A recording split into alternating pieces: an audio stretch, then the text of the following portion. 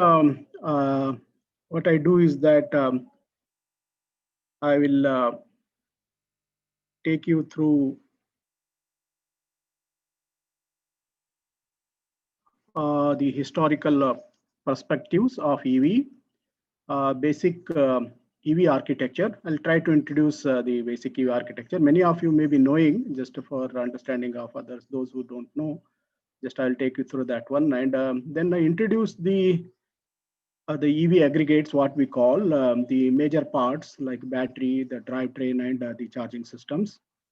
And at the end, I'll try to cover the trend today. What is the trend in this technology, and also the what are the employabilities in this, okay, in this field. So electric cars are not new, rather. Okay, so they are there for many years, and okay, more than 140. They are having a history of over 140 years. So rather in 1880 to 1900s, okay, so electric cars were ruling, rather. Okay, of course, at that time technology was only with US, and okay, and these are there, and you can see here that there is a nice electric car which is more than 100 years old, and whatever we talk today's technologies, more or less those technologies were there in this vehicle. So in those years, rather in 1800s and early 1900s, there were more electric cars than the IC engine vehicles. IC engine vehicles were also there, but the electric cars were more popular and more widely used. You can see in this vehicle there are okay, motors directly connected to the wheels. Okay, so there are two motors, rather both the wheels are having motors, front wheels, and both the motors must be running in synchronism. There were no big processors or the microcontrollers at that time, and still they must be running in synchronism, and okay, those things were already available. And this motor which is connected to the wheel, when they are connected, they are called hub motors. Right now they are popular technology, rather. Okay, so I'm moving to the next slide. So in the year 1900, there were 956 gasoline cars, that is IC engine cars, and nearly 1600, 1575, there were electric vehicles. Okay, so it is okay, they were more popular, and people preferring this vehicle, rather electric vehicles were preferred because they were not having vibrations. And also a major issue of early IC engine technology was the noise as well. So people were preferring electric vehicles than the IC engine vehicles. And these vehicles were dominant rather in the fleet vehicles like commutation for taxis, because the early IC engine vehicles used to have a lot of what you can say smell. Okay, the exhaust smell as well as the engine used to give the smell, and okay, people were preferring the electric cars and electric vehicles over the IC engine vehicles, particularly for the taxi business. And now we are hearing a lot of things about the battery swapping. Okay, many of in Taiwan, there are many companies working on the battery swapping. In India also, Indian government also bringing a lot of battery swapping, this ones and other things. So all those things are nothing new. Okay, so the spent batteries in these earlier vehicles in 100 years back, rather they were taken out, and new charged batteries were brought and kept into the vehicle. So battery swapping is also nothing new. It is a 100-year-old technology. Still, it is okay. And because now we are having a lot of controls, communications, safety aspects, and other things. Okay, those are the additional challenges, and okay, so with those things, only those are the additional things we are adding to it. But overall, technology-wise, it is a 100-year-old technology. Nothing new. What I'm saying in this one, these two slides, is that those who want to enter into EVs, or those who want to take okay, opportunities in EVs, okay, don't think that this is such a okay, huge technological field, and okay, and there must be many entry barriers or something like that. Nothing like that. Okay, so this is nothing new technology. Okay, so it is a existing, available, 100-year-old technology. Okay, so only thing we are adopting, re-adopting it to the new world. Yeah. So I am briefly introducing the what are the different types of EVs available today. So I start with the top left. Okay, that is a IC engine without okay, there is no title for that one. That is a fuel and directly going to the engine, which is driving the engine. That is a source to the engine, and the engine drives the transmission. That is basically drivetrain.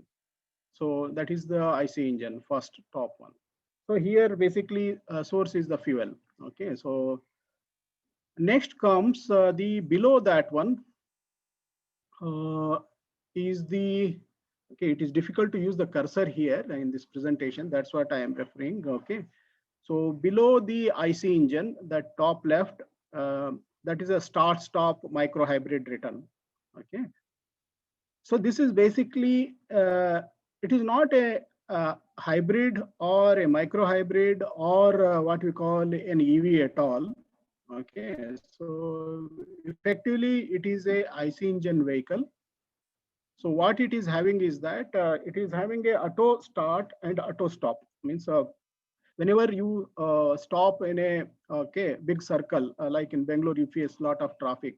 This one's no. So wherever there is a big okay traffic, okay, whenever you stop the vehicle, then automatically the after whatever the preset values, the engine stops, and then once you start putting the acceleration, again the engine starts and it moves forward. So effectively, it is nothing. It is no electric technology here. It is only the IC engine is started or stopped, okay, based on the speed of the vehicle. The difference between a pure IC engine and a start-stop IC engine vehicle is that the auxiliary battery, what we call a auxiliary battery, every vehicle is having a battery. We put the 12 volts battery, you know, in all the vehicles. That is called the auxiliary battery. Its size will be little larger because that has to manage the okay turning on and turning off of the engine. Okay, little higher capacity auxiliary battery will be there. Other than that, okay, nothing. It is just it is a turning on and off. That only one control board will be there. Other than that, that is a simple IC engine vehicle. Okay. Now moving to the parallel hybrid, that middle one, top middle one. Here there are two drivetrains. One is the standard IC engine drivetrain, which is on the right side, fuel engine, and which is going to the transmission. And the next one is parallel to it. You can see a battery and a motor slash generator, what we call, and a transmission. I will explain what is the motor generator, what it does. This is here the input to this vehicle is a fuel. Okay, so it is a standard, whatever the IC engine takes the fuel, same fuel is there. And engine drives the okay drivetrain, and that is a one part. And engine can also drive the motor. Once a electric motor is driven by a prime mover, then it is called as a generator. So it works as a generator. Once it works as a generator, it starts charging the battery. So effectively, engine charges the battery through this motor slash generator. It works as a motor. It works as a motor or a generator based on prime mover. This one. If engine is running, then this works as a generator which charges the battery. And once the battery is charged, okay, and then this motor, same generator, which works as a now input voltage is given to it, then it works as a motor and drives the transmission. Then you may ask now, what is the big okay deal in this one? Big advantages in this one. So why such a two equal rating okay drivetrains are required? What is the advantage? The advantages are that the IC engines are inefficient in the low speed operations, particularly when you are using gear one, gear two, okay, small lower gears, their efficiencies are poor. Okay, so the consumption is okay more there. Energy consumption is more, and the EVs are particularly highly efficient during those low speed operations. Okay, so that's why the EVs complement the IC engine. So IC engines are efficient in the high speed, okay, in the highways and other things. And the EVs are highly efficient during low speeds where IC engines are not efficient. So when this battery is fully charged, and that can be used for the low speed traffics and other places, and then overall efficiency is much higher here. So, but this requires two drivetrains of equal capacity, and both battery can drive at the high speed as well as low speed. Similarly, the IC engine can drive at the low speed and as well as the high speed. But preference is that the battery is used at the low speed operations, and IC engine is used for the higher speed operation. That is the parallel hybrid. Below the parallel hybrid, there is a series hybrid. So here you can see that engine is not driving the drivetrain directly. It is the drivetrain is electric here. Okay, it is an EV. Okay, but still the source input source to this vehicle is still fuel, and engine is used to charge the batteries when motor is used as a generator. And once the battery is fully charged, then that drives the transmission. Okay, so effectively it is a electric drivetrain, but the source is fuel. Then we are going to the plug-in hybrid. Between series hybrid and plug-in hybrid, there is no difference. Both are having a similar architecture, exactly same. Only difference is that this battery can be charged either through the engine, running the engine, or externally through the grid power. Okay, so plug-in hybrid is a popular vehicle. Okay, mostly in most of the countries, rather in Europe, particularly in the bigger okay geographies, plug-in hybrids are popular. Plug-in hybrids are nothing but it is having a fuel as a source, as well as the battery can be charged externally. Okay, so both it will be there. It will have two sources of okay input energy. Then comes the last one, that is a battery electric, wherein there is no fuel input at all. Okay, so it is pure battery, and this battery is charged. Okay, it can be charged externally, and also it gets charged during regeneration when the motor works as a generator. So we are in this session mostly focused on the battery electric vehicles. Okay. So why this vehicle EVs are making so much buzz? Okay, and they are moving much faster than the overall expectations around a decade ago. You can see here that the best efficiency from an IC engine vehicle we get is around 20%. Okay, effectively energy available to drive the drivetrain is much lower. Whereas the efficiency of the EV is around 80%. Effectively around 4 times higher efficiency for the same okay input energy is available. Okay, so very highly efficient. Now you may ask, if so much 4 times higher efficiency, then why still okay they are less than few percent of the IC engine vehicles? So the battery is a main source of energy here, and still the battery costs are higher, and they are reducing drastically. They are reducing. I'll touch upon those things in this talk. Okay, but once the battery cost goes down below $100, and they become parity with the IC engine, but overall efficiency is much higher. Performance, you can see they are much higher, much better performance. You are having much larger power available to the drivetrain. Okay, this is a slide on EV architecture. Uh, it is fairly simple, not as complex as a architecture of an IC engine. So I try to explain this one. Okay, not sure. Okay, I just for purpose of cursor, I have come out of okay display. So this is the okay battery, and battery effectively is replacing the fuel tank of an IC engine, which is an energy source to the vehicle. Then this is the traction inverter and a traction motor and transmission. These three parts replacing the drivetrain. Drivetrain is nothing but engine and transmission. In IC engine, you are having 3 gears, 5 gears. Sometimes larger vehicles have 6, 7 gears of transmission. Okay, that is a gearbox. That is called transmission. In EVs also there will be a transmission. It will be of a single ratio, single speed, and there will not be any gears or anything. And the maximum it will be having a dual ratio if you are looking for a high performance EV. So it is a single ratio or 2 ratio transmission. This is the traction motor, which is replacing the engine. Motor and motor controller together replacing the engine. Okay.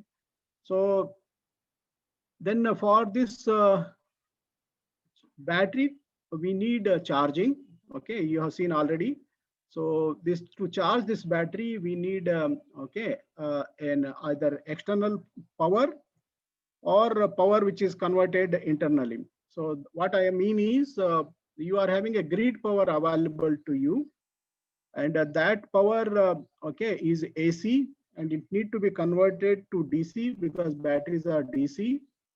And for that one, you can have a AC to DC converter, whether it is a small DC AC to DC converter on board of the vehicle, because you cannot have a large one because space constraints will be there in the vehicles.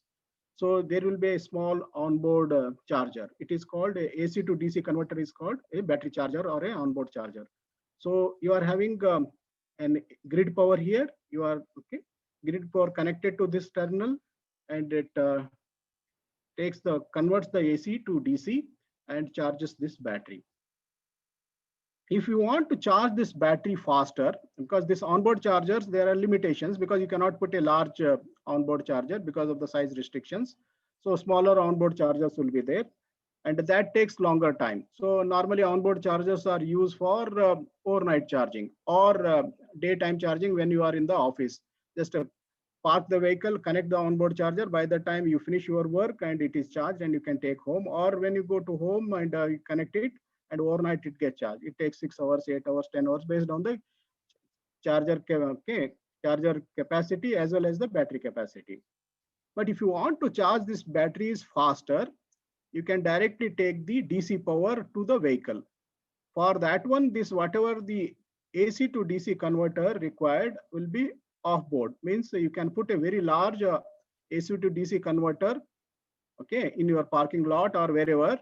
That is called a fast charger, and it directly generates the DC, and that DC can be taken and connected to this port, and it directly charges the battery. So this is the basic architecture, okay, of a EV. There are two other parts like DC-DC converter. Okay, you know we are having an alternator in our vehicles. Okay, what we call dynamometer or an alternator in IC engines. What it does is that whenever these vehicles are running, it converts the okay engine power into the electric power, and that power is used to charge the auxiliary battery, small battery, and also that power is used for all the auxiliary loads, electrical loads, like our lamps, displays, and all the electronic things in the vehicle. For that one, okay, that kind of alternator is not required because already there is a DC power available, and that DC power can be converted. Okay, this is a high voltage DC power converted into a low power DC by using a DC-DC converter. So that whatever alternator or dynamometer is replaced by this one. Further is HVAC and other things, they are common to all the vehicles.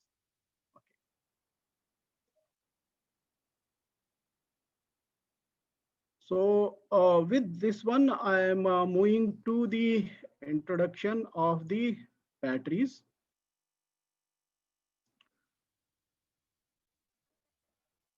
So this is a typical slide for the country like India. Okay, because in India we are having around 79 to 80% of our vehicles are two and three wheeler vehicles on the registered vehicles I am referring on the road.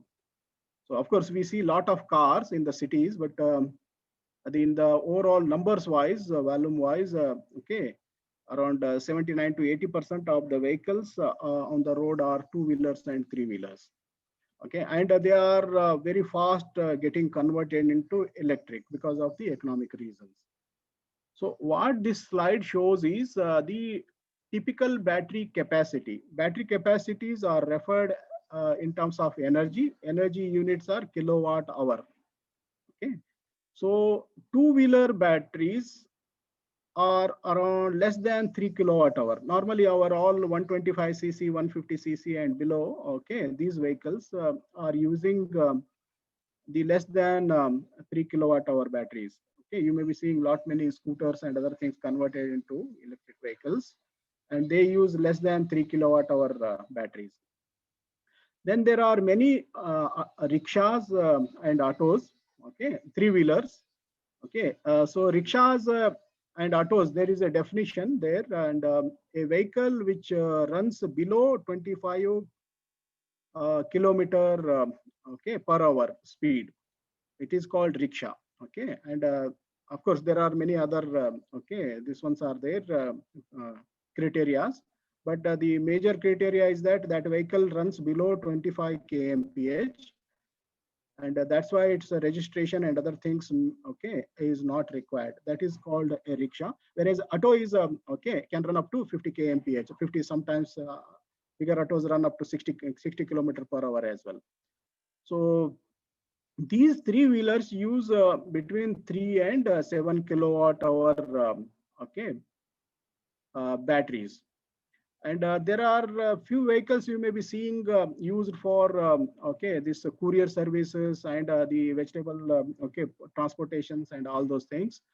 And they are quadricycle vehicles, and those vehicles use between 7 and 10 kilowatt hour batteries. All these smaller vehicles, they operate less than 60 volts of the battery voltage, system voltage.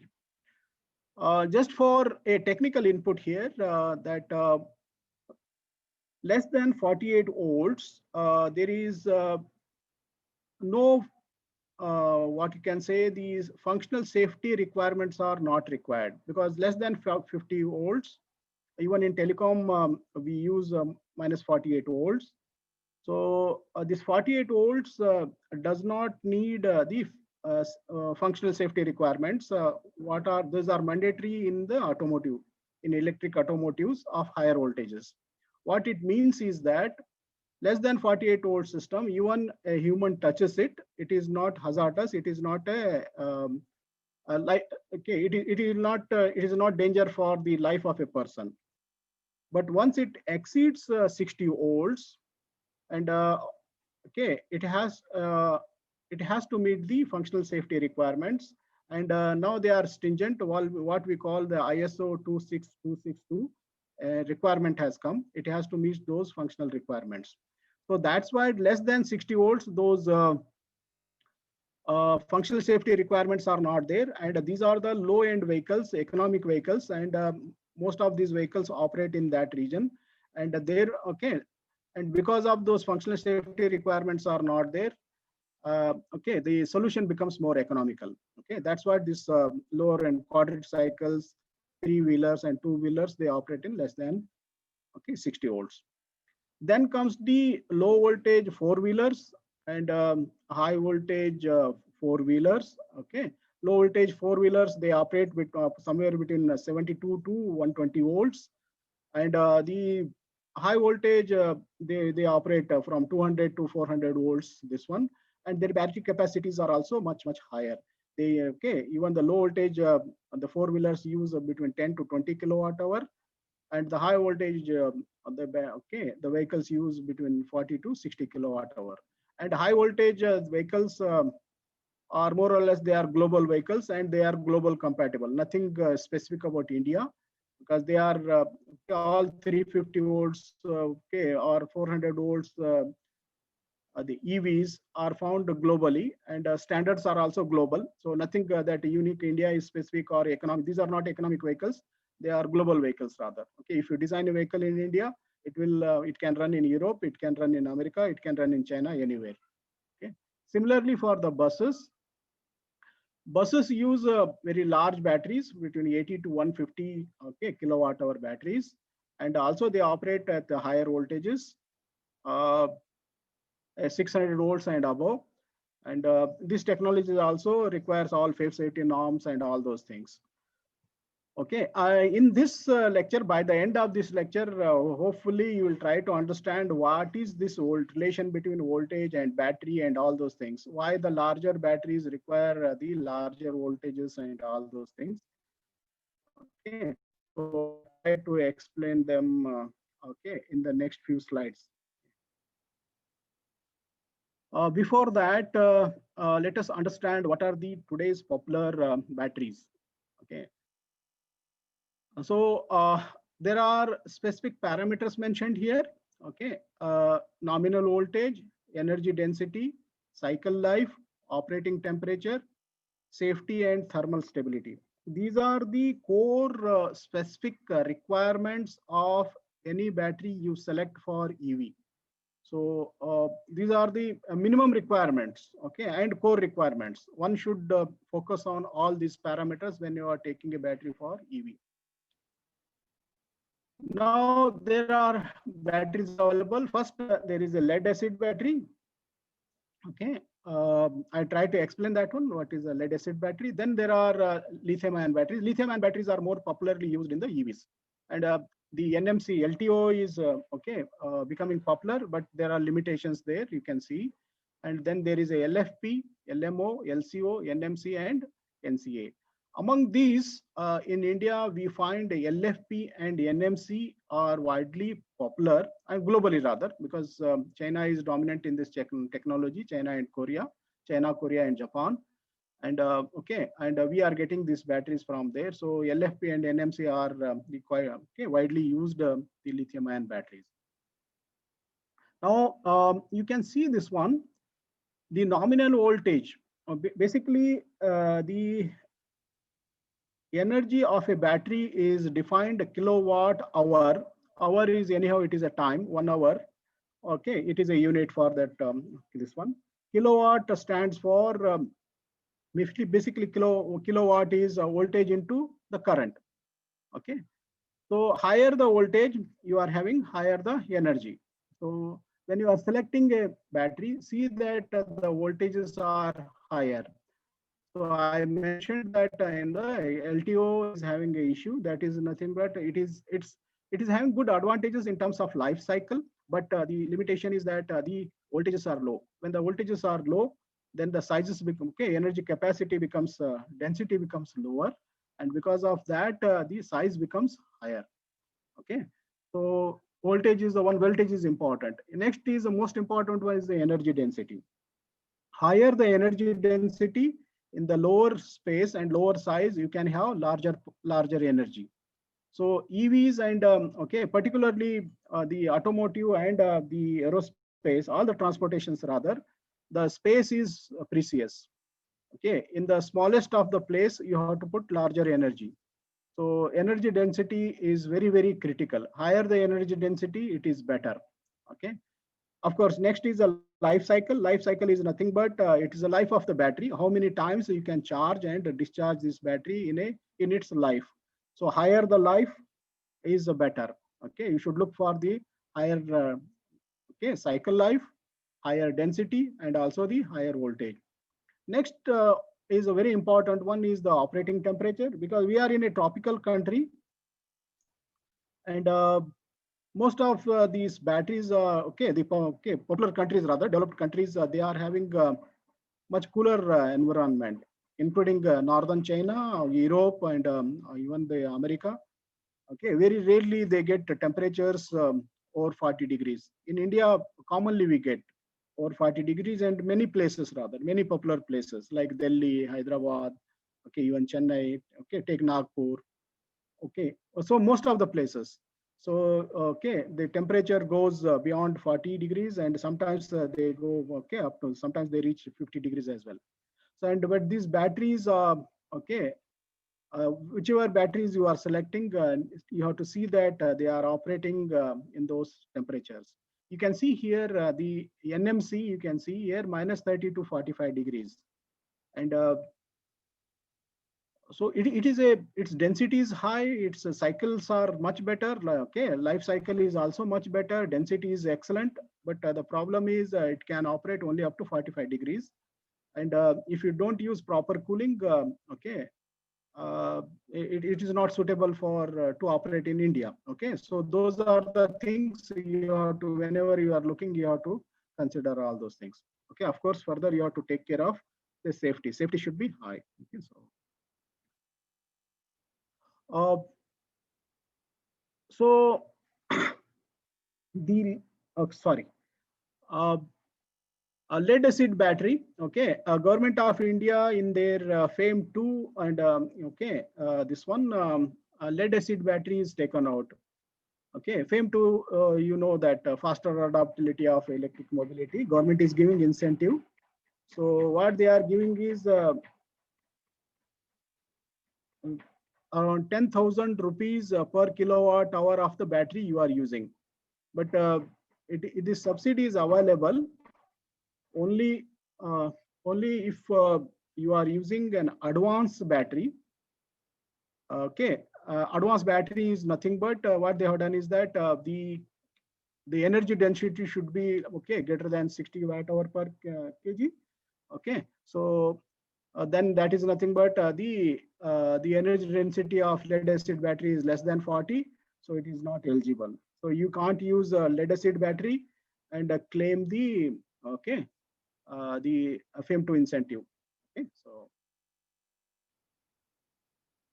and also lead acid batteries having limitation of the cycle life as well, So, but it is a much cheaper one, and it is having some unique advantages, like it doesn't, okay, it is a very stable battery. When it is when you are charging, when it is empty, it takes larger current, and when it is fully charged, automatically the current input to it drops, and also it will not blast if you continues the charging. Okay, so it is stable. Continuous curve itself is a very stable curve. But for lithium ion batteries, it is a different one. In lithium ion batteries, there are two unstable regions. One is the battery is fully charged, and once the battery is completely discharged. Both these places, the battery becomes unstable. And if you deeply discharge this vehicle without controlling properly, deeply discharge this battery without controlling properly, then it may blast. Also, if you continue charging this battery, okay, without stopping when it is fully charged, then also it goes to a hazardous mode. So effectively, the lithium ion batteries are highly unstable batteries. That's why you need a very good battery management system. Highly efficient and protection are required. Just a minute. Huh? Okay, so there is some noise coming here. I'll close the window.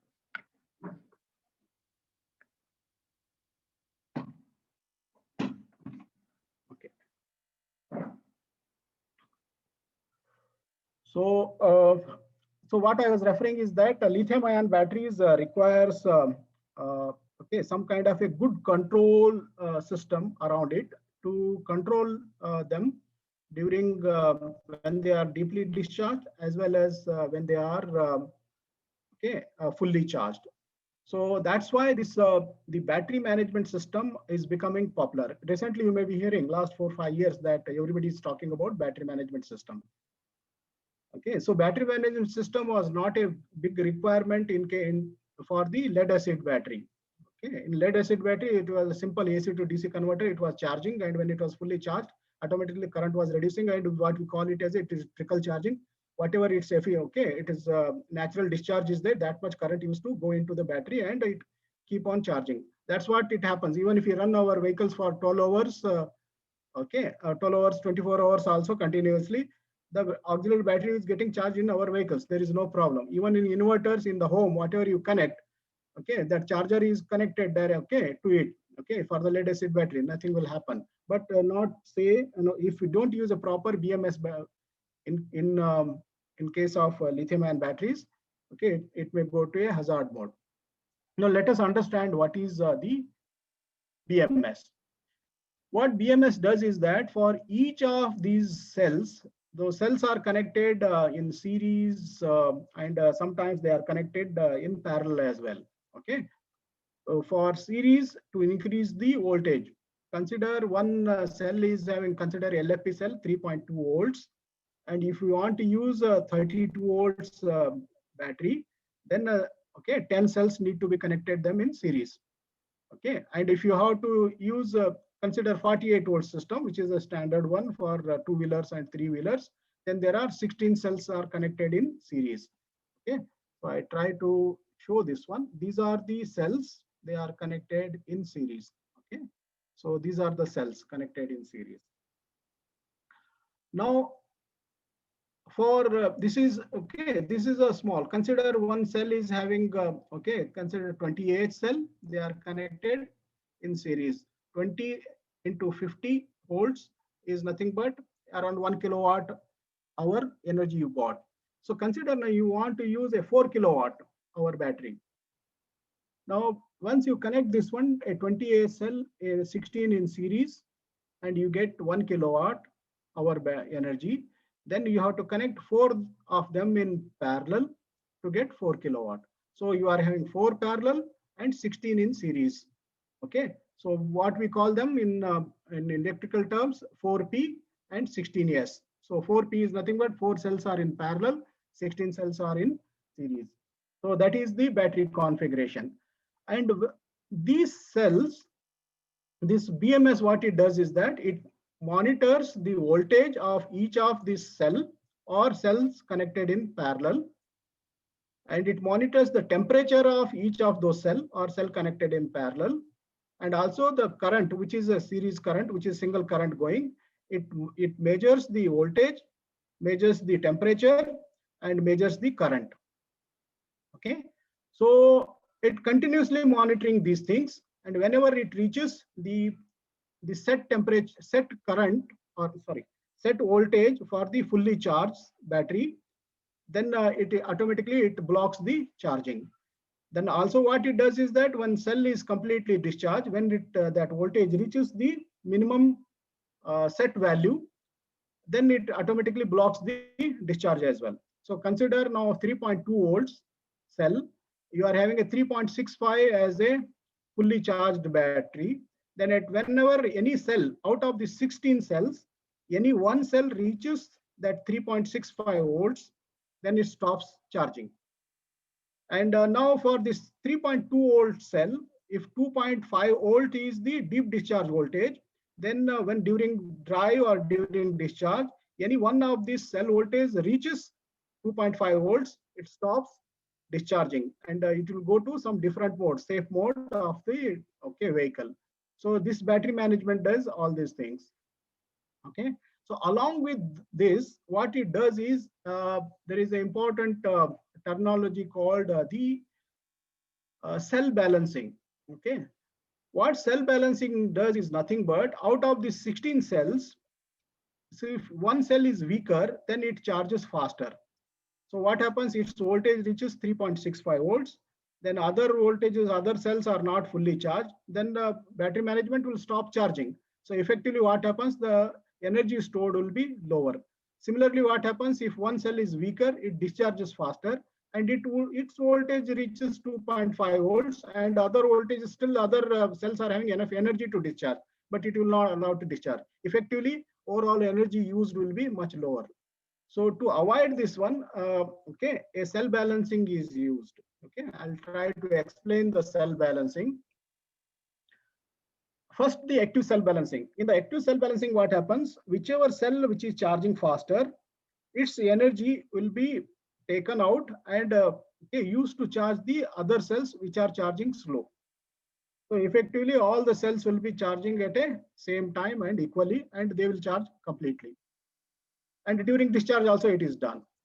In passive balancing, what happens? The whichever cell which is charging faster, okay, its energy is dissipated in a some resistive, okay, resistive network. That's what is shown here in this previous slide. You can see here there is a resistance, there is a MOSFET.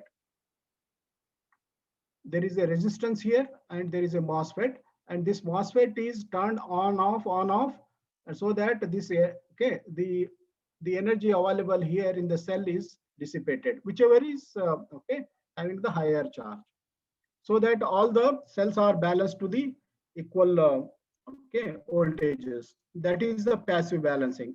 Charge shunting is a bit different technology altogether, and it is very rarely used. What it does is that okay, all the cells are taken to the same level, okay, and they are charged to. This is practically difficult one. All the cells are charged at a okay, at the same level continuously. That is a very difficult one. But the active cell balancing is used, and also the passive cell balancing. In India, passive cell balancing is very commonly used. Next is SOC and SOH. Okay, SOC stands for state of charge, and SOH stands for state of health. So these two are common jargons in the battery systems, and SOC basically is a state of charge is nothing but in our vehicles we are having a fuel meter.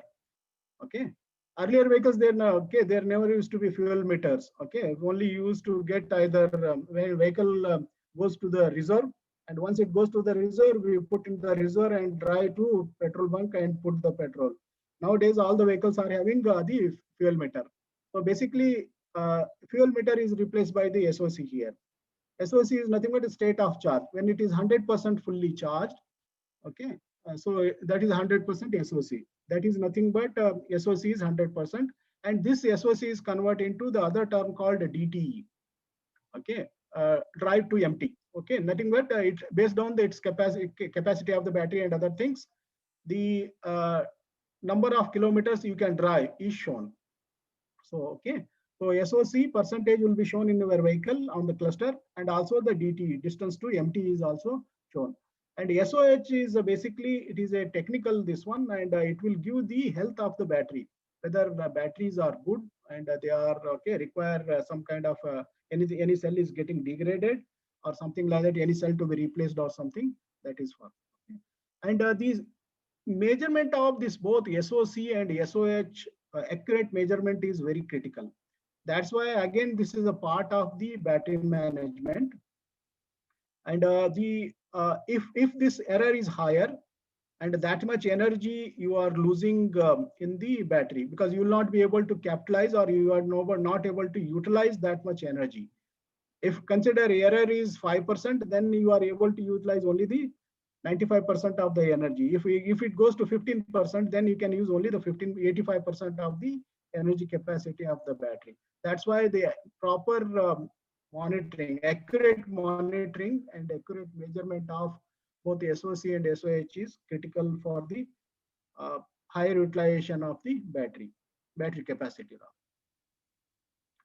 Okay, now the BMS topology. Okay, I am just the battery management system. I am putting little bit. I have put more slides because this is the one technology wherein okay, there is a larger scope for the people to work. That's what. Okay, so briefly I'll touch upon next 2-3 slides on the BMS topology. This is centralized. Okay, what we call centralized BMS. BMS requires, now you know that it requires monitoring, means a measurement of voltage, measurement of temperature, measurement of current, and also it has to do the cell balancing. For cell balancing, it requires a resistive dissipation and also a MOSFET, okay, some power electronics device to switch turn on off. So all these things are part of the BMS. So there is, and also then you need to control, communicate, and all those things are required. So then it will be having normally two types of controls. One is the master controller, which does the all communications, controls, and other things. And then there is a data acquisition board, what we call the monitoring or measurement board, which measures the voltage, temperature, and the currents. So all these things are put in a single board, which is called, okay, in case of centralized controller, okay, centralized BMS. Everything is in a single board, and all the cells are, okay, monitored directly. All the 16 cells, all the 16 voltages are coming to the same board. All the 16 temperatures are coming to the same board, and also current is measured from the single board. It is a economic solution, and particularly in the lower end vehicles like three-wheelers, two-wheelers, and other things, this is used. And also when the number of cells connected in series are much lower, and this solution is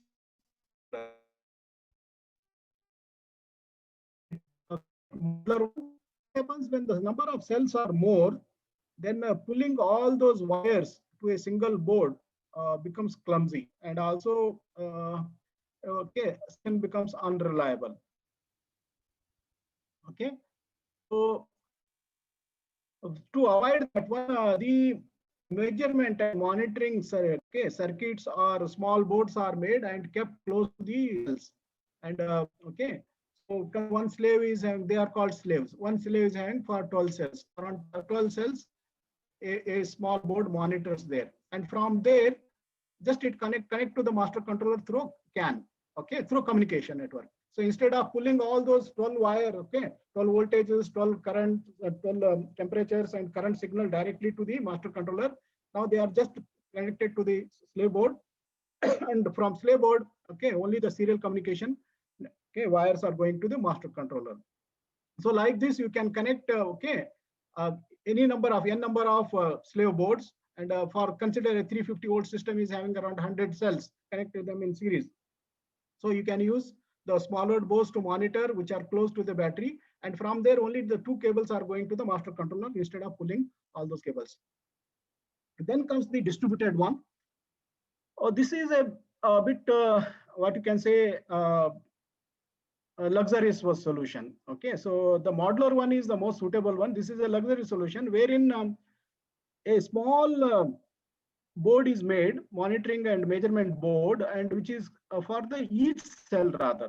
So each cell monitoring, the voltage and temperatures are monitored by that small board, and every cell will be having a small board, and all those cells boards are connected through serially, okay, through communication to the master controller.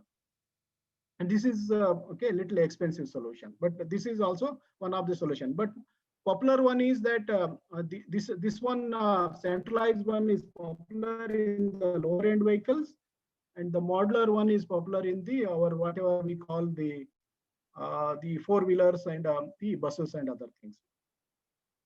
Okay. Next few slides on the, okay, what is happening in last few this ones, and you can see that okay.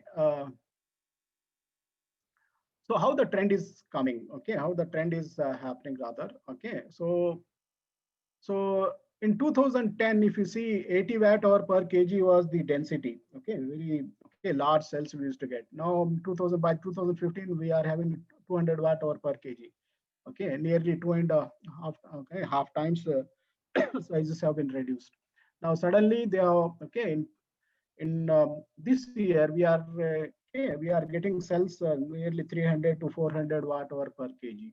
So effectively these 5 times the energy density have been increased. Okay, that means earlier when you are having, you had a 100 kilometers okay, range vehicle in the same space. Right now, if you use the new batteries, you can get a 500 kilometer range vehicle. So that's what I already referred. So okay, so ranges of vehicle today, nobody is talking okay, globally for okay, 100 kilometer range vehicle or something. Everybody is having 350, 400, 450, 600. Okay, sometimes people are talking now 400 miles rather.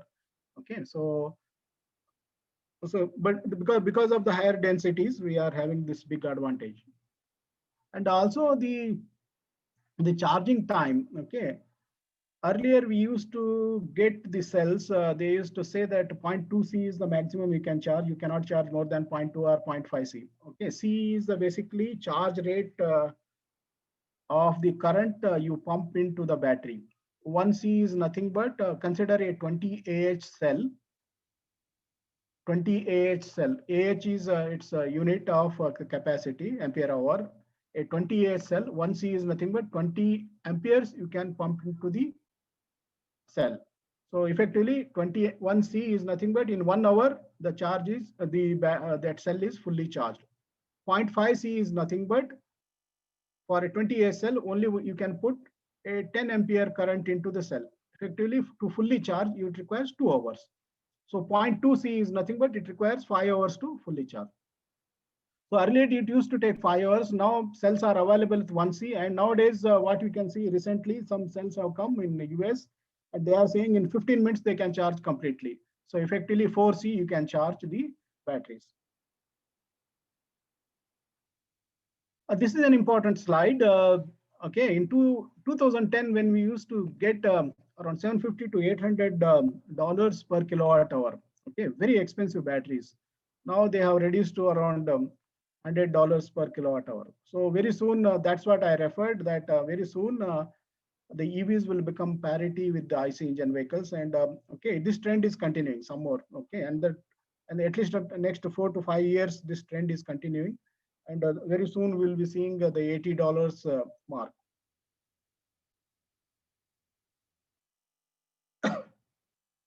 Yeah, next is I'll briefly touch upon the drivetrain. Okay, there are no many slides here. Only 2 slides are there.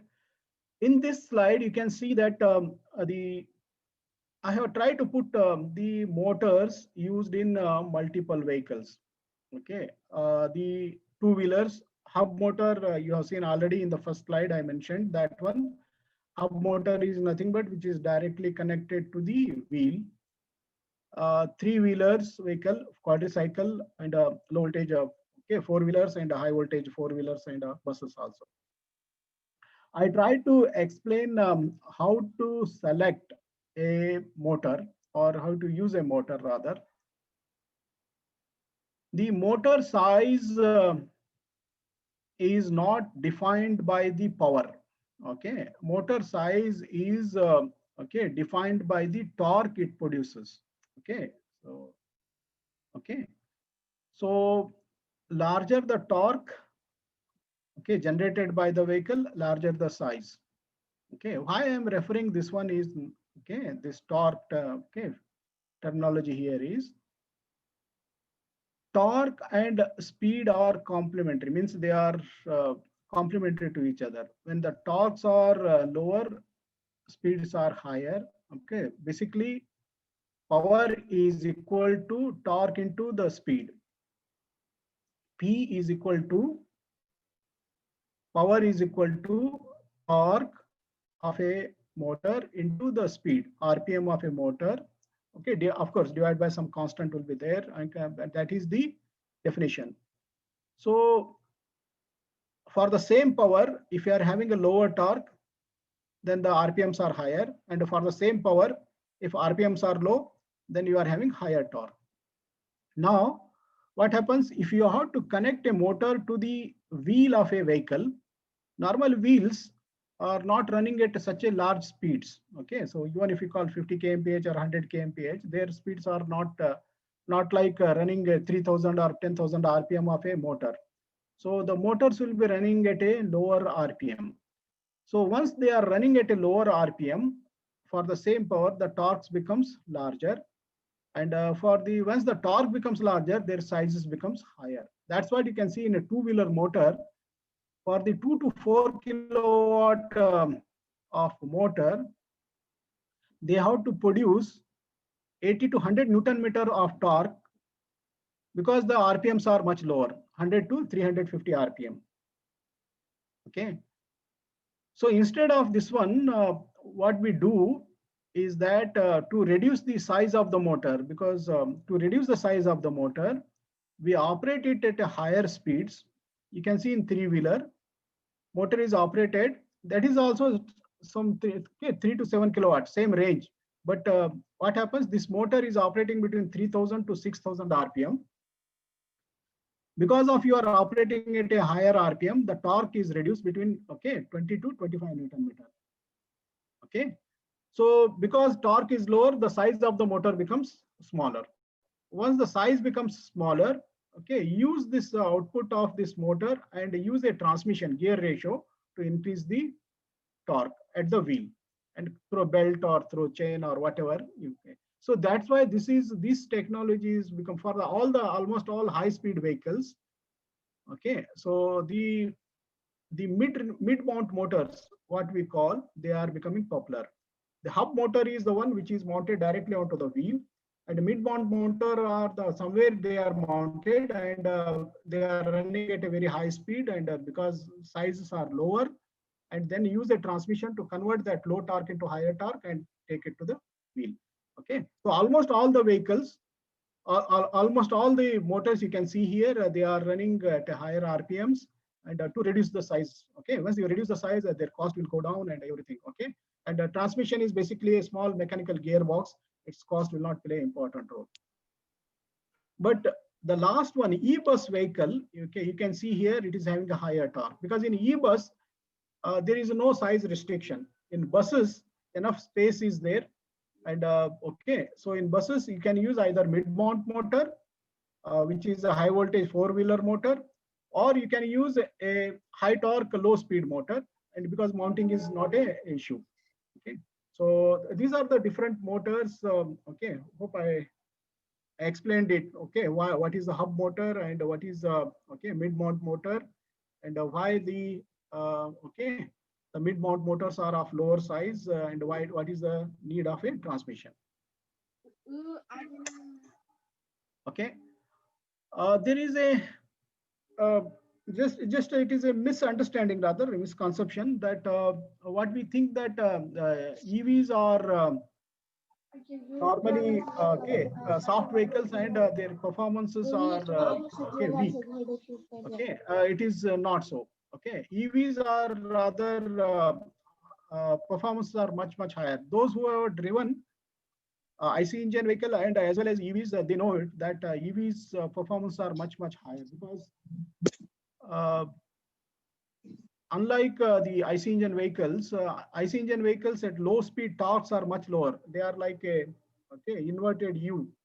The torque speed characteristics. The torque speed characteristics of a typical traction motor is shown here, wherein at near zero speed, near low speeds, the torques are much higher compared to the IC engine vehicle.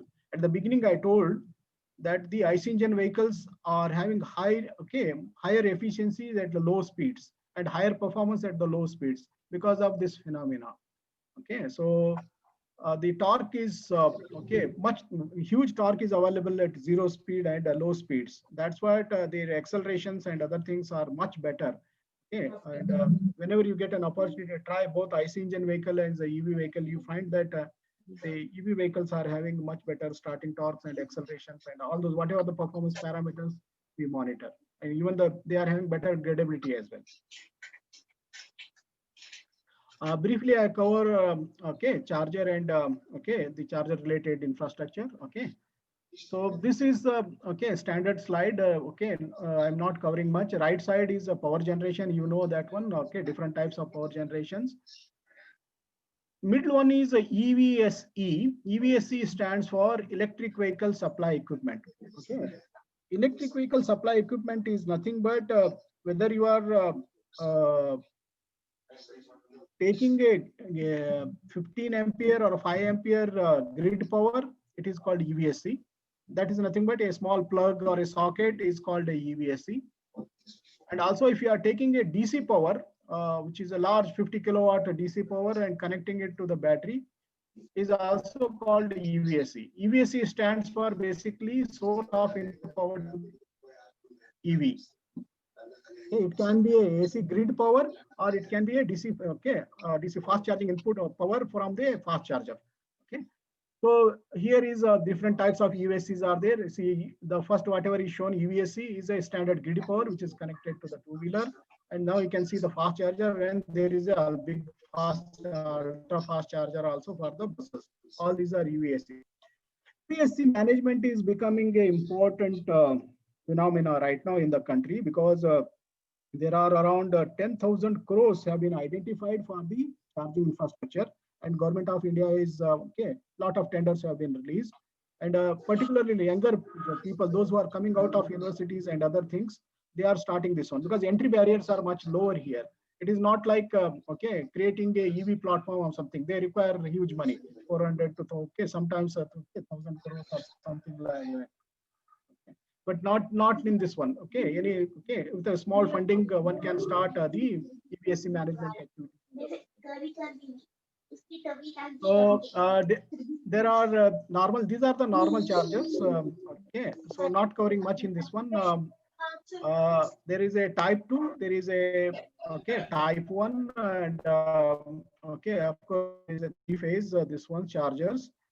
These are popularly used in the four-wheelers and also the high-end okay, two-wheelers if you are having. These are the global standards. In AC charging, there are global standards available. AC charging is nothing but you are having an onboard charger, which is in your vehicle, and you require AC input to your vehicle, and this is providing that AC input to that one. And of course, you need to have some kind of a handshaking and the interface to that one, but it doesn't have an intelligence and other things. There is a physical handshaking required, and it is having type 2 is the okay. It is terminology, and it is having a pilot signal. It is having ground connections and other things. Once it meets, then there is a contactor both side as well in the EVSC as well as in this one. That the contactor is turned on in the vehicle. Okay, after that. A fast charging wise, there is no global standard. Okay, there is no single global standard. Of course, there are many standards available. What happens? The fast charger, whichever company okay brought the vehicle into the business, and they brought their own fast chargers. You can see the CHAdeMO DC fast charging is from Japan. Okay, Nissan Leaf brought their vehicle, and they also brought this CHAdeMO, and the CHAdeMO standards are from Japan. GBT standards are from China. Okay, of course, the IEC combo, whatever, okay, this is from Europe. Now, India also, we started in 2016 our own okay DC fast charging standards. In 2017, we launched rather, and it is popularly used, and it is called Bharat okay Bharat standards or BCP, Bharat charging standards, and it is it is up to 120 volts. Effectively, whatever these low voltages, whatever I referred, up to 60 volts in two-wheelers, three-wheelers, and all those smaller vehicles, all those are using those okay Bharat Charge protocol, the BCP 001 it is, and we are having our own protocol. For the higher end vehicles, okay, since then we are struggling rather to adopt, because the higher end vehicles we don't have a Bharat Charge protocol in India. And we wanted to adopt first IEC, then the CHAdeMO. Okay, there is a confusion there, not to go into that one, and we are struggling there because we wanted to, because this Bharat Charge protocol, BCP, is more or less driven from the GBT, and we don't want to adopt GBT in India. Okay, and that's why we are struggling now with whether more, or we may be allowing all the three charging protocols in India as well, all these three. Yeah. All those fast charging standards and type 2 are for the high-end vehicles, and our country is some unique kind of a thing, because once we supplied some three-wheelers, and then that fellow took it to home, and he wanted to charge, and in his home there was no 15 ampere plug rather. Okay, and that is reality. Then he came back and saying, sir, I can't charge this one. I don't have 15 ampere power in my home. Okay, so then we have to convert that to that 15 ampere is a 3.3 kilowatt charger. So that we have to convert into a 1 kilowatt charger, which can be charged from 5 ampere plug. Okay, so the government of India, okay, with the DST's help, they are coming with they are already more or less they have standardized now this the lower end vehicles. Okay, for the two-wheelers and three-wheelers, Okay, the you can use this either standard 15 ampere socket, or you can use a industrial plug. So these two are becoming common. And for four-wheelers, already I mentioned that is a type 2 is available, which is expensive rather. Type 2 connector right now it costs more than 15,000 rupees, 15 to 25,000 rupees. And for this smaller vehicles, it is a big burden. So that's why they don't want to go. They want to go for this, okay, the economic. Somebody want to go for a industrial plug, that is a 16 ampere plug, or you can use a standard, okay, 5 to 15 ampere. This is just for explanation purpose that how these charge points or the AC EVSEs are connected. Okay, so there is a power available from the grid. Okay, and there is a utility supplier like what we are having in KEB in Karnataka, or okay, in Tata Power, or any power suppliers. Their powers are coming, and they are having their energy meter, and they will distribute it to the, okay, so the EVSE operator, and EVSE operator further distributed to the charge point. And government of India is coming up with this charge point, which can be used like earlier, there used to be some small telecom unit. Somebody can go and even in a small pawn shop, there used to be, they can dial and okay, connect the number, telephone booth kind of a thing. So like that, okay, the charge points will be provided, okay, and wherever we park the vehicle in front of a hotel or something like that, and there itself it will be available, and we can charge the vehicle. That is the thought process going on, and it is simple. It can be a 15 ampere plug, it can be 5 ampere, or it can be a standard industrial plug, but it will be having a lot of intelligence. Here you can check this ones before you going there, whether that point is available to you. And okay, also once you are connecting that okay, for charging, and you can see how much it is charged. Okay, and okay, whether if payment can be done online, or okay, all those facilities will be available, back end facilities. uh, okay, still government of India is working hard. Okay, but we are okay, there is a big scope. So what it is showing is that I have taken a map of UK here, and okay, UK is not so popular for EVs, but okay, not like Norway or something like that. Norway is having big okay, EVs, big number of EVs there. But I have taken UK, and still compared to UK, India is a very large country compared to UK, but still our charging installations are much lower.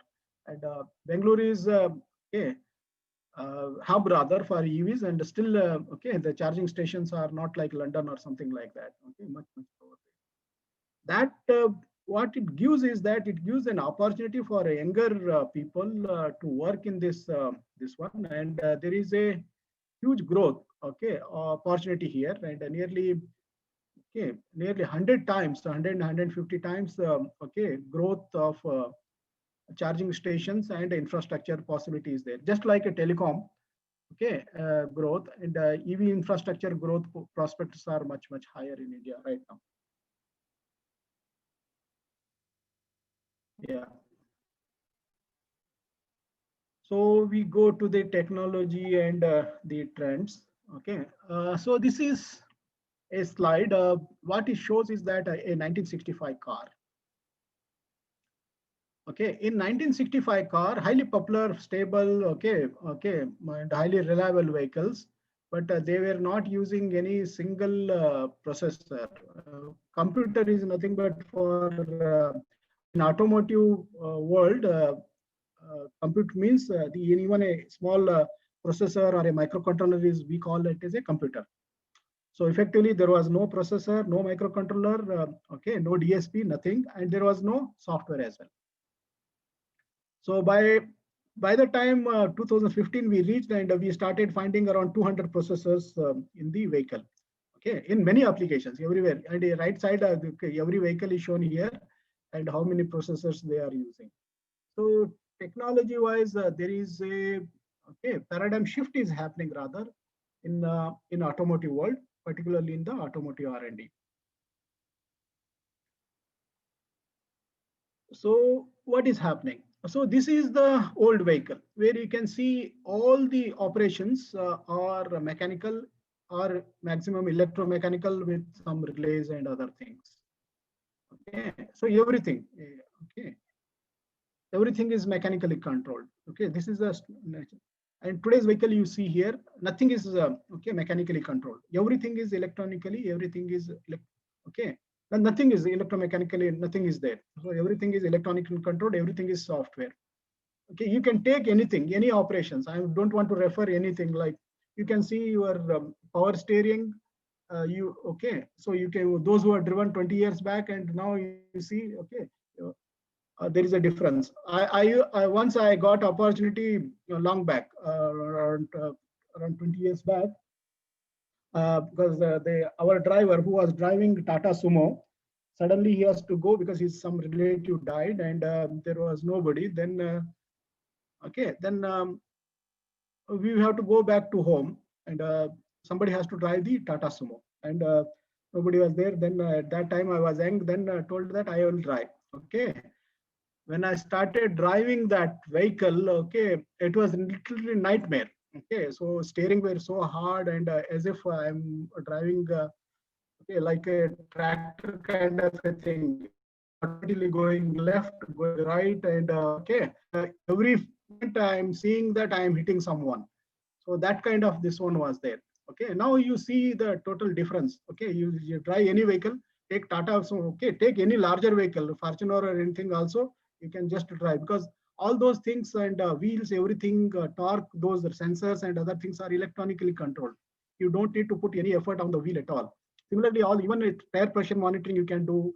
All those you take any parameter, everything is controlled, and all your data communication, everything is electronically seen everywhere. All the operations are done electronically. So electronic and softwares are now decisive core competence areas for vehicle development and differentiation. Why though? Okay, next one slide is there. So 70 to 90% of all the innovations in the vehicle development nowadays are based on the embedded electronics and controls. Even in automotive, the lot of almost all the research is happening in embedded electronic and control systems. So 30% of the vehicle cost is coming from electronics, and very soon it is reaching around 40 to 50% rather. Very soon. Okay, it has already reached rather. And 50 to 70% of the overall development cost of electronic controls unit is coming from firmware and software. Okay, very important information because this is happening in a mechanical world. These kind of things are happening. So this is not based on any okay scientific research or something. Okay, it is from my side. Okay, it may be wrong as well, but whatever I am feeling, I am put here. So where there is an okay employability trend today, there is definitely I am talking only with respect to the automotive and particularly the EV technologies and those things. VLSI stands not for the okay development of a like an Intel chip or something. What I'm saying is the use of VLSIs in the development of ECUs because we use more than a dozen. Sometimes, okay, larger vehicles use nearly, okay, nearly 30 to 50 electronic control units. Electronic control units are nothing but they are basically the hardware boards. And, uh, and every electronic control board need to have a processor for processing, data processing. And also there will be a communication. Okay, it has to communicate because they are connected, all these ECUs are connected through CAN in the automotive. So that is the one area which is making this one. Embedded systems. There is a huge dearth of good embedded systems engineers in almost all the automotive industries. Okay, so this is the one area. Okay, both the hardware as well as on the software side, embedded systems is. Of course, there are other areas like power electronics and drives. They are evergreen areas. Control systems, they are good. And of course, the nanotechnology is making headways, but still it is taking a bit time. The communication and firmware and software side, unlock and wired communication, it is good, but okay, it is not saturated. It is there. But wired technology will remain. It won't mean that wireless technology come and take out everything. But already resources are available here. Already knowledge is available. People are available with this background. If somebody want to enter this area, they need to have something new. Okay, because so that's why this digital and wireless communication is making a headway here.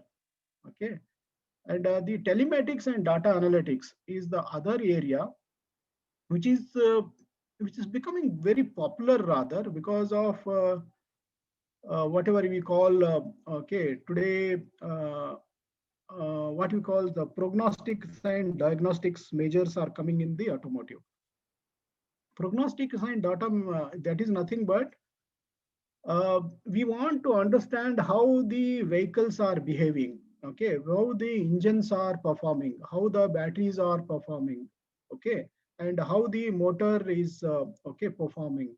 So any degradation is happening, okay, okay, and if something is happening, we want to okay inform to the user saying that there is a possibility of degradation here, there is a cell degradation here, or the motor is okay heating and the temperature is high, or engine performance is becoming low, it is consuming more fuel. All those parameters can be done through okay they are not okay once you are having data. So all those vehicles are connected now, and their datas are available, and okay, and these data can be fetched. Okay, so basically it is having three parts here in telematics and data analytics.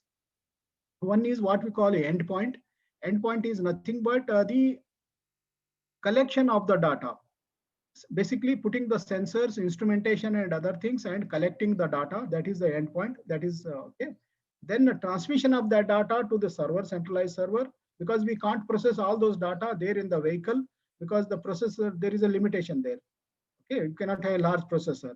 So take that data, transmit it to centralized server and the data center, and there you okay process it, okay, and give it back to the vehicle.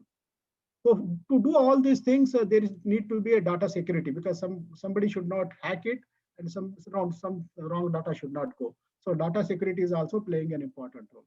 Of course, there are some aligned this ones like artificial intelligence, okay, and IoT is of course it is, and autonomous vehicle is also an important area we can okay one can look into for the employment opportunity. Yeah, with this one I have come to okay end of my presentation. Thanks for listening. Okay, thanks a lot. Thanks a lot, Dr. Alabakar sir. And so we can have some discussions and related questions to I'll Dr. stop Alabakar sharing. sir. So any Yeah. part? Yeah. Sure. Any questions from the participants?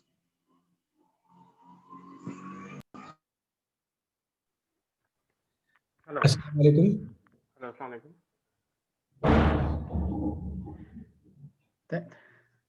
Thanks, Yusuf Imam. Hello, Assalamualaikum. Can you hear me?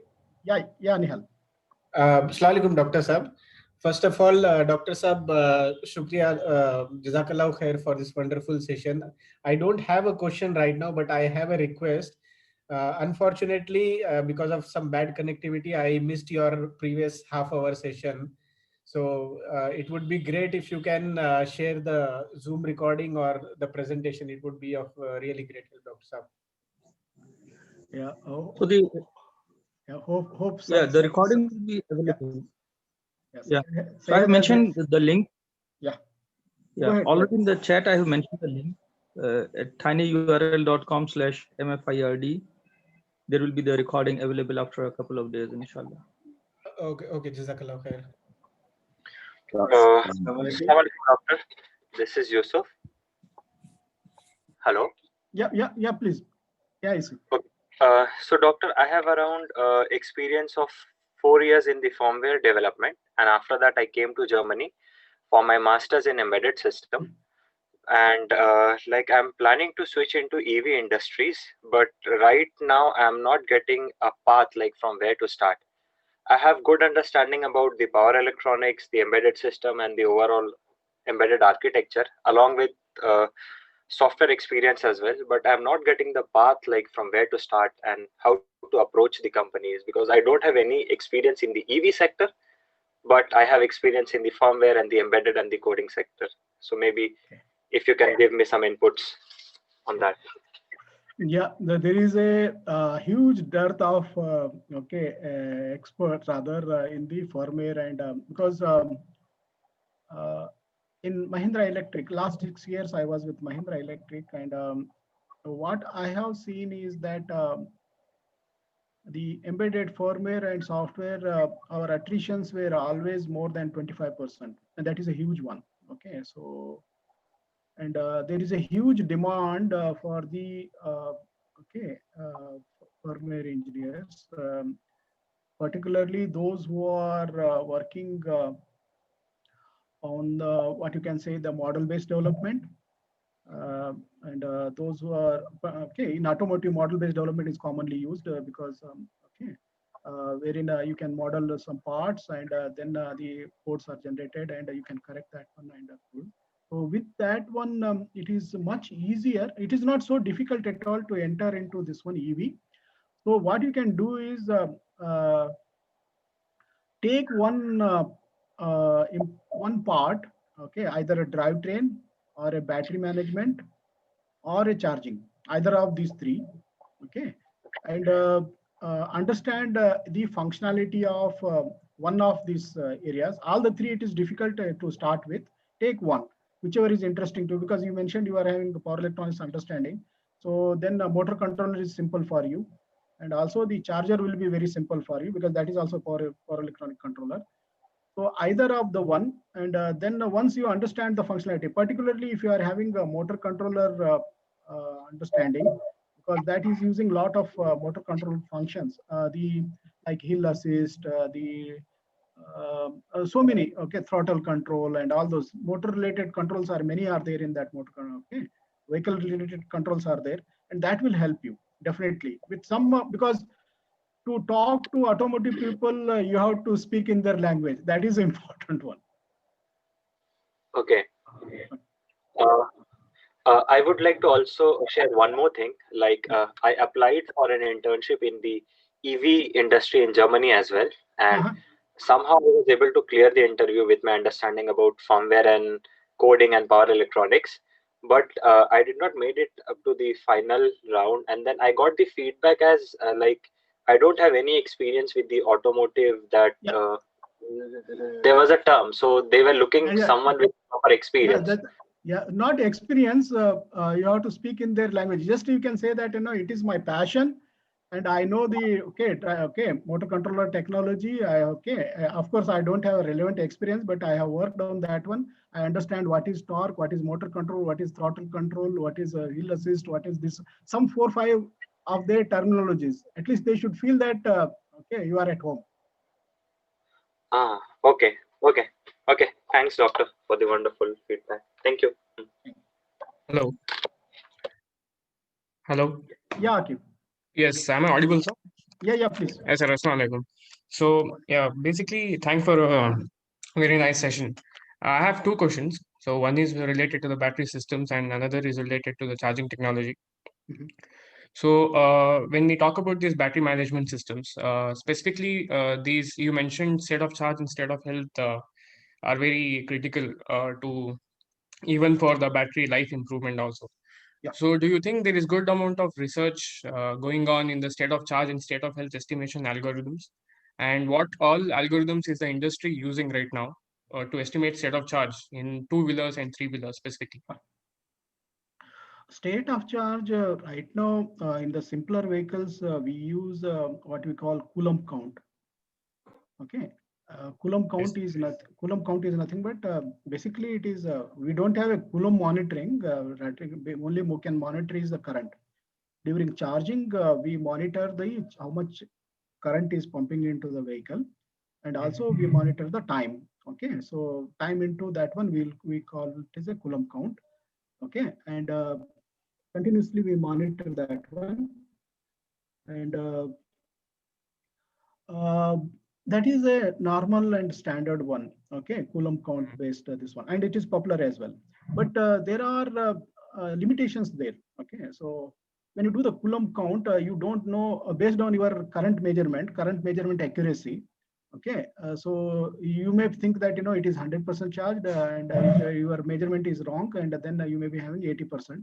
And based on that 100% charge, you may be driving, and already battery might have exhausted, and you may stop on the road. Okay, so those Yes. kind of things can be avoided by adding some more algorithms to that one. That is what we call VOC based algorithm, and the actual monitoring algorithm. Because once you can understand, okay, from some algorithms, once you put your logics into that one, you will start knowing that, oh, this battery it is showing 100%, actually energy is not 100%. Something, all Right. those kind of, there are different algorithms available. Mhm. What we developed in for India is a VOC based algorithm. It is open circuit voltage based, added Yeah. to the Coulomb count. Okay. So we are combining both Coulomb counting and open circuit voltage. Yeah. Okay. Okay. Got it. So actually, we are a team working on these developing these battery management algorithms. Wow. So yeah, so basically we were trying to look into this Kalman filter and Yeah. other basic other techniques which go into these battery management systems, but practically which are much more accurate and much more doable is what we are trying to see. So that's what Yeah. that was the point of the question. Yeah. Yeah. That is definitely required. In my presentation also, I mentioned that one, because accurate measurement is very critical to the EV of proper operations. Right. So my second question is related to the charging infrastructure that you were talking about. So India, as you said, it's more 70 to 80% of the market is two wheelers specifically. So if we use fast charging technology, specifically like CHAdeMO and others, GBT and Bharat charging, and also those are quite costly if you, the whole installation and the whole technology is a bit costly. So don't you think we have to have a in-house India built protocol and charging technology for specifically for two wheelers? Yeah. A very good question, rather highly relevant question. Those CHAdeMOs, the GBTs, and the IEC combos, and all those things, CCS, they are not directly suitable for none of these 80% of the vehicles, rather, for India, because they are large power. Okay, and for 50 kilowatt, 100 kilowatt for charging, they are fine. But what we are looking for these two wheelers is maximum a 10 kilowatt charger. Okay, so what we are saying is, okay, the same thing you are also saying. So we are looking for a smaller charger, 10 kilowatt, because a two-wheeler uses around 3 kilowatt hour okay, battery, and the maximum you can charge is 1C. So what you need is a 3 kilowatt charger. So if you put a 50 kilowatt charger, what you do with that one? There is no sense in that one. It is expensive, and nobody will utilize that one. So yeah, that's what, these are the ones opportunities available for younger people. That better to, there is a Bharat Charge protocol available, BCP 001. Okay. Okay, that can be used, and okay, maximum is the around 5 kilowatt charger may become very popular, or 10 kilowatt charger. Not more than this one will become popular for in India, particularly for two wheelers and three wheelers. So in the BCP, we are using CAN bus, or which? Yeah, CAN bus. It is completely driven from GBT. I know that one. Yeah.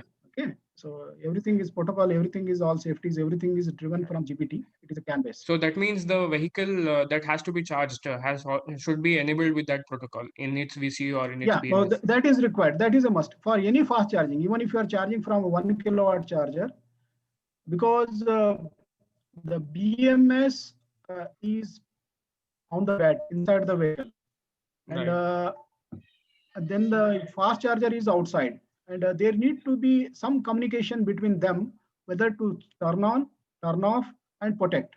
Because okay, so all these things need to be done. There need to be a handshaking. In a type 2, there is a physical handshaking. There is what we call pilot signal, analog signal.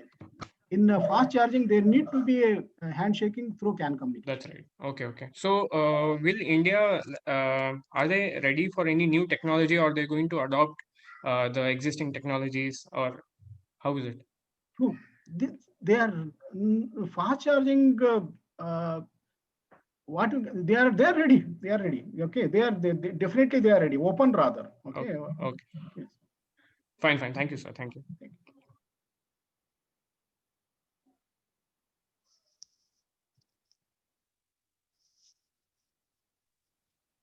Assalamu alaikum, Dr. Saab. Assalamualaikum, Ibrahim.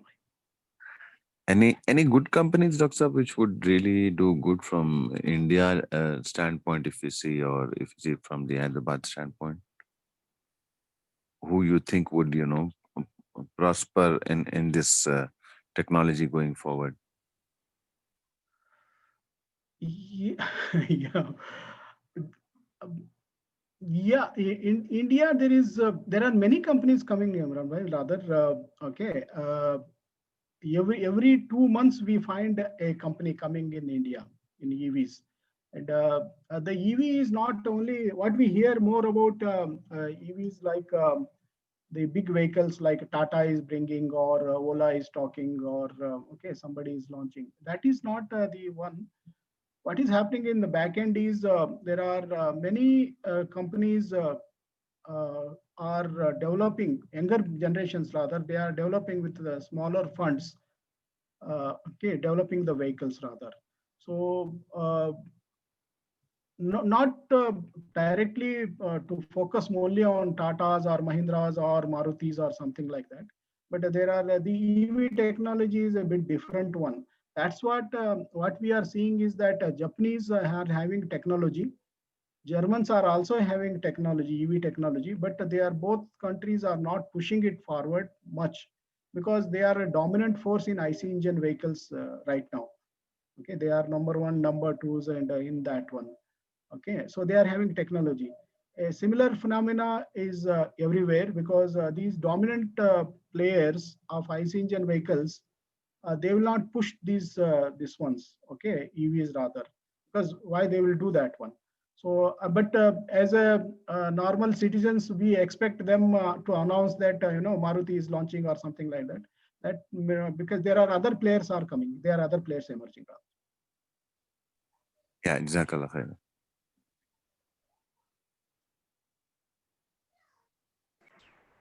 Hello. Yeah, Suyampa. Doctor, I want to understand what are the business opportunities that we have in EV. I recently got an offer from Benling to start their dealership. So I just wanted to know if I can consider how it is and what are the factors that I have to look in before considering any dealership or as such.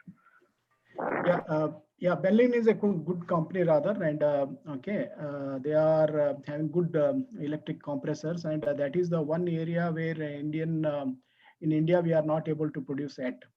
Okay, so it is a good company definitely. Okay, so and other one is from America, and that is expensive, and okay, that's what this is becoming popular.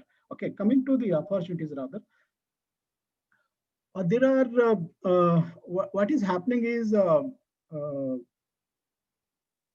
India because of the FAME subsidy requirements, you have to localize the product because Government of India has given a list of products for every rather quarterly they have given for last 2 years to manufacture in India if you have to claim the FAME2 subsidy. So because of that, what is happening? There is a huge amount of effort happening in the charger manufacturing, in the DC-DC converter manufacturing, in drivetrain manufacturing, okay, basically the motor controller and motor manufacturing. Many companies are coming, okay, take Coimbatore-based companies and other things like SEG and other things. They have many companies have come up with their own products. So there are good opportunities. Right now, if anyone is having a good battery packing, suitable for India with air cooled as well as liquid cooled, there is an opportunity. If anyone is having a good motor, both for two-wheelers as well as for the middle level, okay, these three-wheelers and others, like a BLDC motor or a induction motor and an IPM motor, there is a huge opportunities. And along with the motor, if you are having a suitable motor controller, and there is an opportunity. If you are having a charger, onboard charger, which is replacing Chinese imports, there is an opportunity. So there are, okay, every product is having a, particularly on the motor controller and other things, batteries, there are good opportunities. Very less companies we are finding rather. So Dr. Jazakallah khair. I mean, are there any websites or links where we can find more up-to-date information on a regular basis on these things from the business standpoint as well as information standpoint?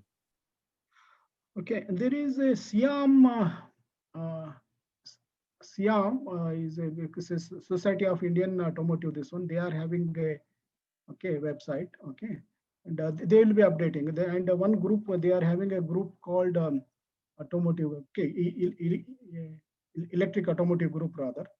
And yeah, there you can find the regular updates. And also there is a European two-wheeler, electric two-wheeler also, there is a association. Then there is a Charin is there, which is an European one. Okay, we can find many websites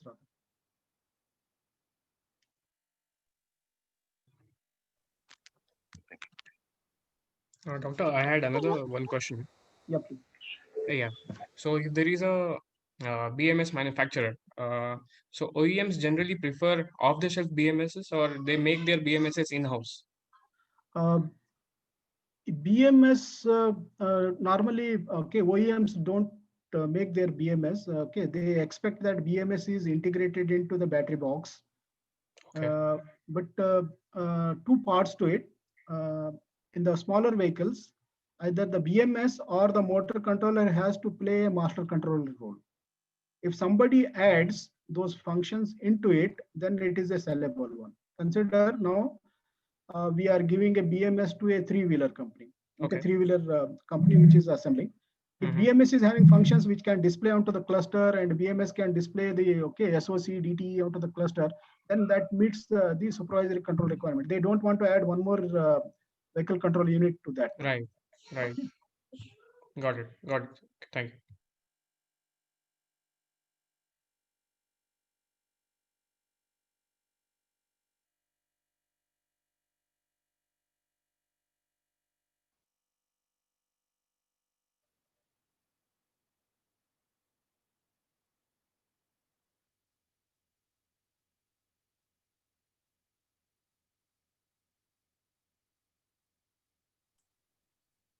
So if it looks, there are no more questions.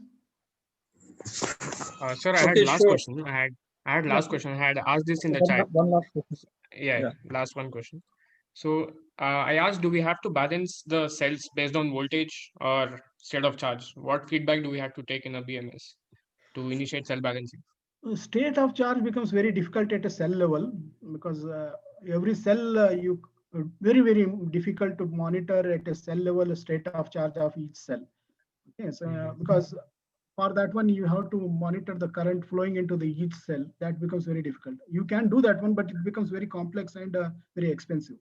Instead of that one, voltage based is preferred. Got it. Okay, thanks a lot, and Jazakallah, Dr. Labakar Sahab. It was really very informative to all of us, and we got to know so many new things about EV also. And it has benefited and will keep on benefiting us in future also. And thanks to all the participants for joining and making it a interesting and lively session. So inshallah, we'll keep on holding sessions on weekends in future. Any last question? Yes, brother. Sajid here from Bangalore. Yes, Sajid. Yeah, please go ahead. Assalamu alaikum, Dr. Sahab. You see, I'm from IT domain, having more than 2 decades of experience, especially into the IT infrastructure. I started from the basic fundamental as a desktop engineer, nearly more than 2 decades.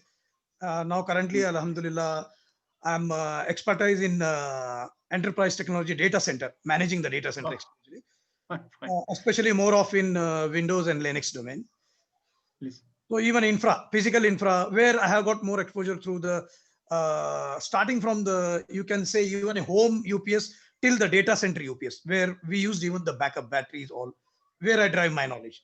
Fine. So I just want to understand. I think I just shared in even the chat that there is a one company who has already started in the small pop of individual business in EV sector. That is GoGo A1. I think they have got their own Yeah. GoGo A1 from Maharashtra. Yeah. So I wanted to know, can't we, like from our Ummah, we can have a very, very good people are there from across the different domains who are having interest in developing the EV sector. Why we can't even develop our own people initiating a new company where we can, is there any chance for that? Instead of going for a job profile for other company, is there any chance from our own people, like-minded people, we can come up, join hands to start our own?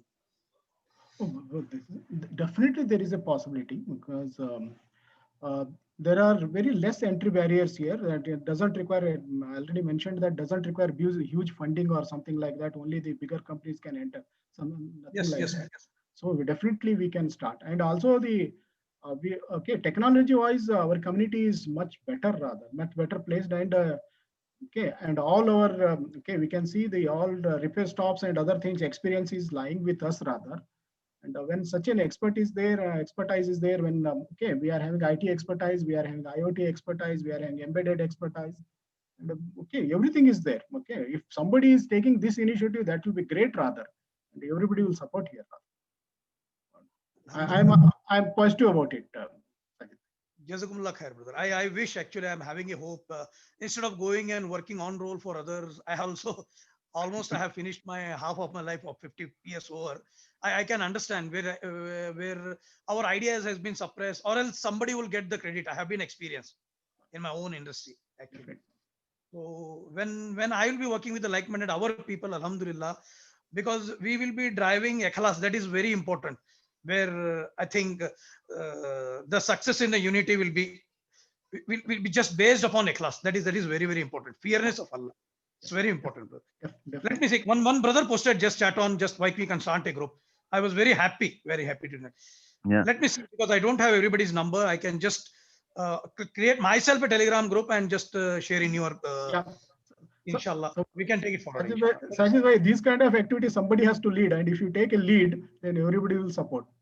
Jazakumullah khair, Dr. Sir. Jazakumullah khair. Inshallah. Yeah, Sajid bhai, even I come from the same background, IT, 23 years working for an MNC, and I'm from Hyderabad. So if anyone, going forward, if we are planning to start something, inshallah, it would be a khair for Ummah as well as for all of us. Yeah. So I if have you shared my some kind number of to plan- everybody in the general chat. Anyone can be just please connect to me. Please. Inshallah. We can take an initiative. Please share your contact details and we'll create Yeah, a I group. shared in the common chat to everyone. Please get in touch with me, inshallah. Let me see how we'll have it. Brother Suhaib, can you please create a group with all those numbers? Yeah. I request everybody to share their number in the chat before quitting out. Inshallah. Yeah. Whoever is interested, they can just share their numbers. So with this, we can close. And thanks to the number which you have got in Hello. in the you can share your number in that to that number so that we can create a group. Invitation number, you have an invitation message, right? Invitation message. Invitation message. Assalamu alaikum. I'll write on the number on here so that it will be. I wanted to say something. I want to convey something. Assalamu alaikum. Yeah, I have the chance. Yeah, please. Yeah, I have. Actually, this is Mirza Muhammad Hussain from Hyderabad. Yep. Yeah, I have posted the write-up about my activity in the group. Last year, I have started one incubation company wherein I'm supporting futuristic ideas, including EV vehicles, also IT, non-IT products. So presently, I'm incubating two small projects. One is robotics, and the other one is ambu bag ventilator. So I mean, let us have a sort of joint. We can set up a joint company wherein everybody can contribute their expertise, or even if they want to contribute investment, like under one roof we can have different sort of cluster based business units, physical as well as virtual. That is what is my idea. So just I wanted to share with this group.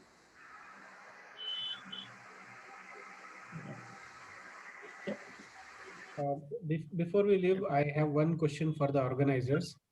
is there a calendar or some common place wherein we can find like what are the sessions planned for the upcoming weeks? And in case if somebody wants to take a session, for example, whom do we contact and what should be the procedure? For example, if you see, I'm myself an automotive expert working in automotive domain. Had worked for Bosch, KPIT, Tech Mahindra, and now I had started up my own startup company. So I'm a level 3 certified safety expert.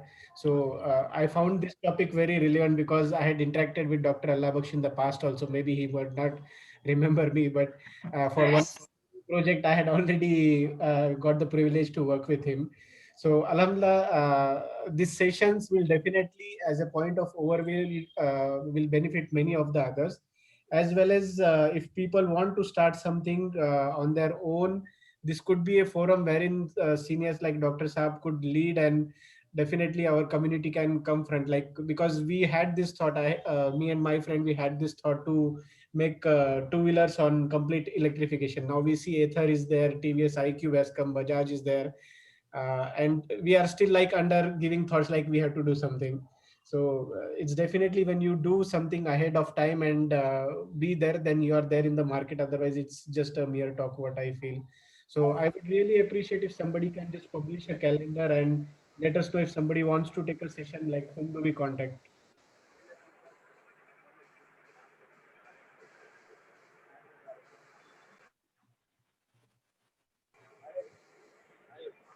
You can contact me. This is Suhaib here. I have written my number there. Number in chat. So you can contact me, inshallah. We can have a discussion and we'll connect with the right person. Sure.